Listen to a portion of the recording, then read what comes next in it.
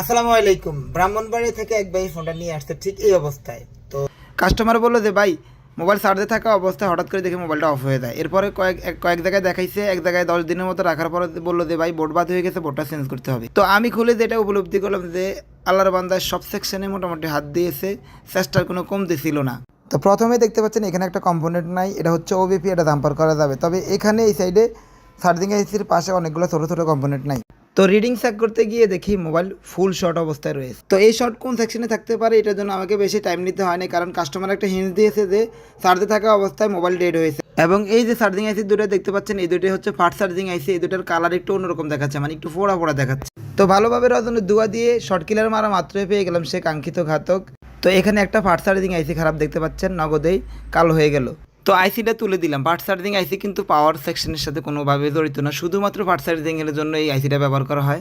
তো আইসিটা তোলা মাত্রই দেখলাম শর্ট রিমুভ হয়ে গেছে, আর পাওয়ার সাপ্লাই লাগিয়ে পাওয়ার সুইচ ট্রিগার করা মাত্রই দেখলাম আলহামদুলিল্লাহ সেটও রান করছে। তো কাজ কিন্তু এখানে শেষ হয় নাই, আমার ভিভিএস লাইনেও ওবিপি জাম্পার করতে হয়েছে, ছোটো ছোটো কয়েকটা জাম্পার করতে হয়েছে, যেহেতু ফাস্ট চার্জিং তুলে ফেলছে, অনেকগুলো কম্পোনেন্ট মিস ছিল।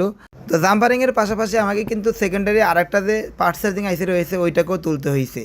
তো নেক্সট ভিডিওতে আমার থাকবে ফাস্ট চার্জিং আইসি কীভাবে চিনবেন, ফাস্ট চার্জিং আইসি নষ্ট হলে কীভাবে কাজ করবেন, ফাস্ট চার্জিংয়ের কারণে কেন সেট ডেড হয়ে যায়, কীভাবে ফাস্ট চার্জিং আইসি বাইপাস করবেন, এটাদের ধারণা দেওয়ার চেষ্টা করবে ইনশাল্লাহ।